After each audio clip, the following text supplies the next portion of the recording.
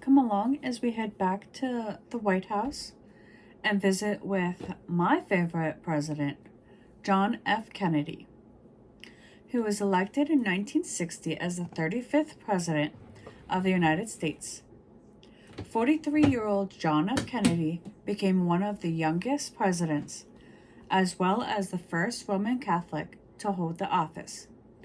Born into one of America's wealthiest families, he parlayed an elite education and a reputation as a military hero into a successful run for Congress in 1946 and for the Senate in 1952. As president, Kennedy confronted mounting Cold War tensions in Cuba, Vietnam, and elsewhere. He also led a renewed drive for public service and eventually provided federal support for growing civil rights movement. His assassination on November 22, 1963 in Dallas, Texas, sent shockwaves around the world and turned the all-too-human Kennedy into a larger-than-life heroic figure. To this day, historians continue to rank him among the best-loved presidents in American history. Born on May 29, 1917, in Brookline, Massachusetts, John F. Kennedy, known as Jack, was the second of 9 children. His parents, Joseph and Rose Kennedy, hailed from two Boston's most prominent Irish Catholic political families. Despite persistent health problems throughout his childhood and teenage years, he would later be diagnosed with a rare endocrine disorder called Addison's disease. Jack led a privileged youth. He attended private schools such as Canterbury and Charlotte and spent summers in Hadensport on Cape Cod. Joe Kennedy, a hugely successful businessman and early supporter of Franklin D. Roosevelt, was appointed chairman of the Securities and Exchange Commission in 1934 and named U.S. Ambassador to Great Britain in 1937. As a student at Harvard University, Jack traveled in Europe as his father's secretary. His senior thesis about Britain's unpreparedness for war was later published in an acclaimed book, Why England Slept, that was published in 1940. Did you know John F. Kennedy's Senate career got off to a rocky start when he refused to condemn Senator Joseph McCarthy, a personal friend of the Kennedy family, whom the Senate voted to censor in 1954 for his relentless pursuit of suspected communists. In the end, though, he planned on voting against McCarthy. Kennedy missed the vote when he was hospitalized after back surgery. Jack joined the U.S. Navy in 1941 and 2 years later was sent to South Pacific, where he was given the command of Patrol Torpedo, or PT, boat. In August of 1943, a Japanese destroyer struck the craft PT-109 in the Solomon Island. Kennedy helped some of his marooned crew back to safety and was awarded the Navy and Marine Corps Medal of Heroism. His older brother, Joe Jr., was not so fortunate. He was killed in August of 1944 when his Navy airplane exploded on a secret mission against the German rocket launching site. A grieving Joe Sr. told Jack it was his duty to fulfill his destiny once intended for Joe Jr. to become the first Catholic president of the United States. Abandoning his plans to be a journalist, Jack left the Navy, and by the end of 1944, less than a year later, he returned to Boston, preparing to run for Congress in 1946.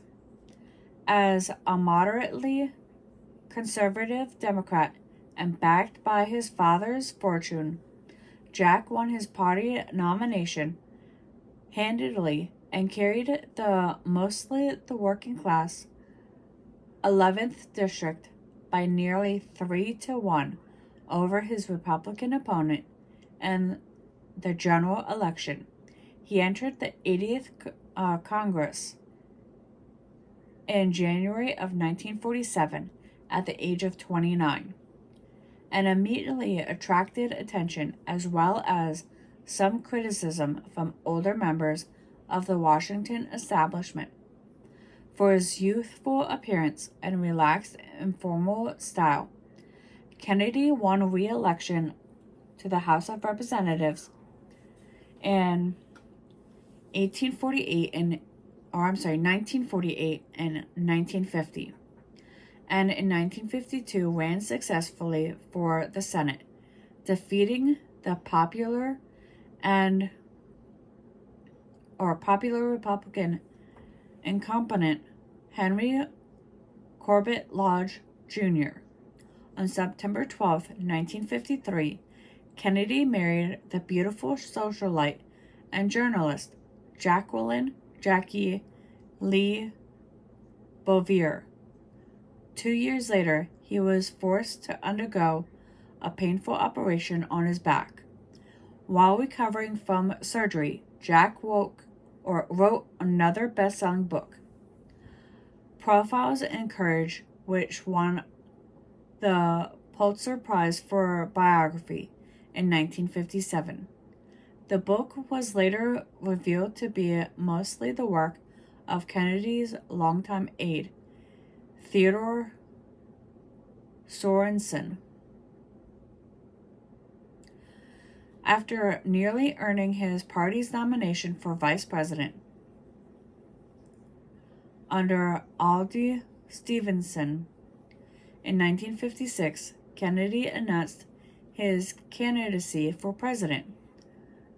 On January 2, 1960, he defeated the primary challenge from more liberal Herbert Humphrey and chose the Senate Majority Leader Lyndon Johnson of Texas as his running mate. In the general election, Kennedy faced a difficult battle against his Republican opponent, Richard Nixon, a two-term vice president under the popular Dwight D. Eisenhower. Offering a young, energetic alternative to Nixon and the status quo, Kennedy benefited from his performance and telegenic appearance in the first ever televised presidential debates, watched by millions of viewers. In November's election, Kennedy won a narrow margin, fewer than 120,000 out of some 70 million votes cast, becoming the youngest man and the first Roman Catholic to be elected president of the United States. With his beautiful young wife and their two small children, Caroline, born in 1957, and John Jr., born just weeks after the election, Kennedy lent an unmistakable aura of youth and glamour to the White House. In his inaugural address given on January 20th, 1961, the new president called his fellow Americans to work together in the pursuit of progress and elimination of poverty, but also the battle to win the ongoing Cold War against communists around the world. Kennedy's famous closing words expressed the need for cooperation and sacrifice on the part of the American people. Ask not what your country can do for you. Ask what you can do for your country. In the early crisis of the foreign affairs arena occurred in April of 1961, when Kennedy approved the plan to send 1,400 CIA-trained Cuban exiles and amphibious landing in the Bay of Pigs in Cuba, intended to spur the rebellion that would overthrow the communist leader Fidel Castro. The mission ended in failure, with nearly all the exiles captured or killed. That June, Kennedy met with Soviet leader Nikita Khrushchev in Vietnam to discuss the city of Berlin, which had been divided after World War II between Allied and Soviet control. 2 months later, East German troops began erecting a wall to divide the city. Kennedy sent an army convoy to reassure West Berliners of U.S. support and would deliver one of his most famous speeches in West Berlin in June of 1963. Kennedy clashed again with Khrushchev in October of 1962 during the Cuban Missile Crisis. After learning that Soviet Union was constructing a number of nuclear and long-range missile sites in Cuba that could pose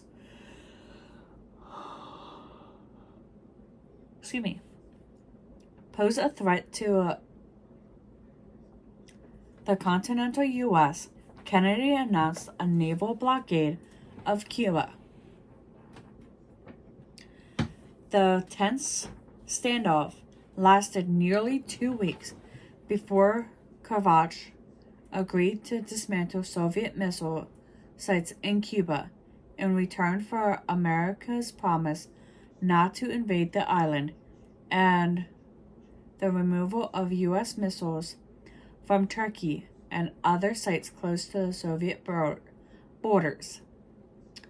In July of 1963, Kennedy won his greatest foreign affairs victory when Khrushchev agreed to join him and Britain's Prime Minister Harold Macmillan in signing a nuclear test ban treaty.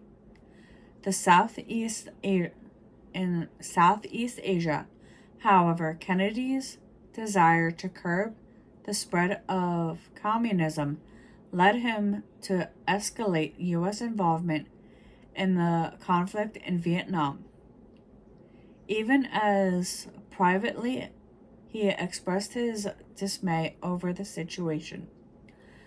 During his first year in office, Kennedy oversaw the launch of the Peace Corps, which would send young volunteers to underdeveloped countries all over the world. Otherwise, he was unable to achieve much of his proposed legislation during his lifetime, including two of his biggest priorities: income tax cuts and civil rights bill. Slow to commit himself to civil rights cause, Events forced Kennedy into action, spurring him to send federal troops to support the desegregation of the University of Mississippi after riots there left 2 dead and many others injured. The following summer, Kennedy announced his intention to propose comprehensive civil rights bill and endorse the massive March on Washington that took place that August. Kennedy held enormous popularity, both at home and abroad, and his family drew famous comparisons to King Arthur's court at Camelot. His brother, Bobby, served as his attorney general, while the youngest Kennedy son, Edward, Ted, was elected to Jack's former Senate seat in 1962. Jackie Kennedy became an international icon of style, beauty, and sophistication.